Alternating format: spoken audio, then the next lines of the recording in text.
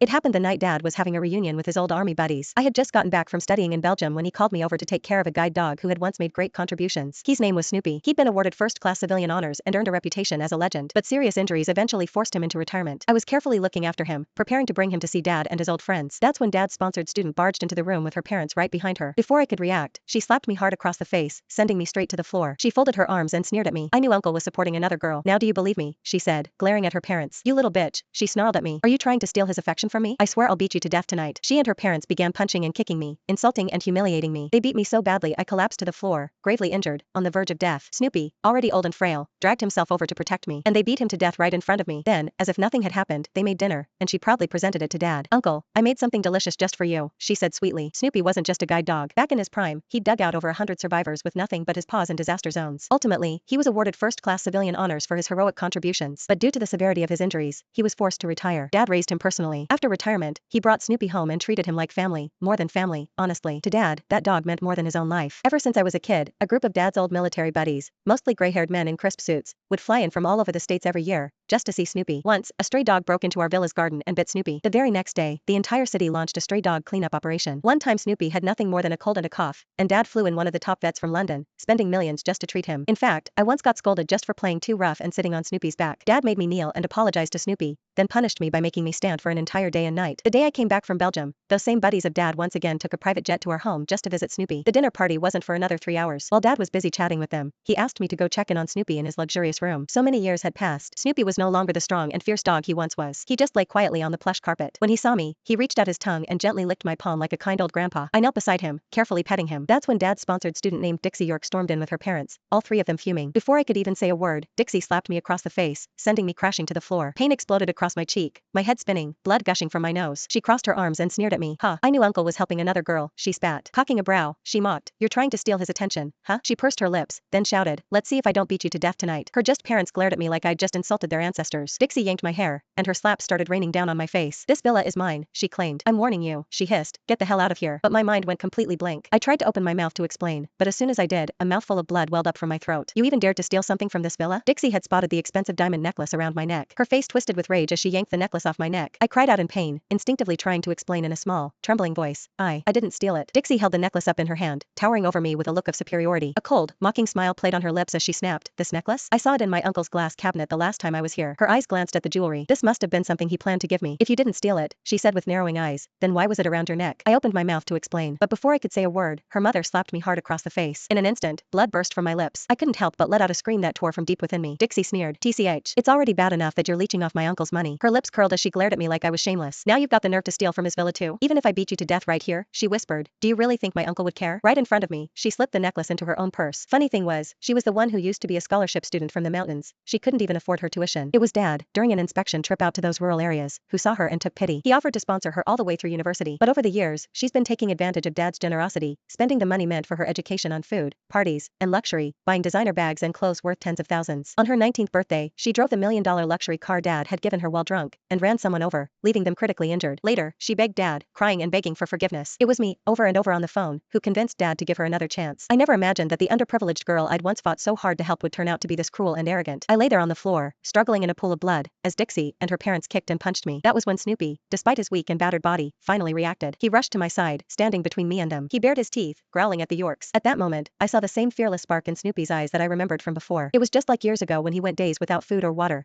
digging through the rubble to rescue hundreds of lives. What the hell is this mutt doing here? Dixie sneered. You dare bare your teeth at me? And with that, she kicked Snoopy hard in the ribs. He let out a choked whimper, holding back from biting her, still trying not to fight back. When Snoopy refused to back down, Dixie's dad grabbed a wooden broom handle and slammed it down on Snoopy's back. Snoopy let out a blood-curdling whelp and collapsed on top of me. Tears streamed down my face as I pulled him into my arms, shielding him with my own body. My back took the brunt of the blows after that. The pain was so intense I went numb. Blood spilled from my mouth, soaking into Snoopy's fur. He whimpered, struggling to break free from my grip. Then, with all his strength, he leapt out of my arms and bit down on Dixie's dad's pant leg. Even then, Snoopy didn't go for flesh. It let out a whimper that sounded like a plea. It was as if he was begging the Yorks to stop. You filthy mutt. You dare bite Dad? Dixie roared. She grabbed the fishbowl from the table and smashed it down on Snoopy's head. Glass shattered everywhere, and a brightly colored little goldfish flopped on the floor, twitched a few times, then stilled. That goldfish, it was Dad's gift to Snoopy. To Snoopy, that little fish was a companion, almost like family. I still remember when the fish got sick once. Snoopy sat by it for days, refusing to eat or drink until the goldfish finally recovered. It wasn't until 3 days later that Snoopy took his first sip of water again.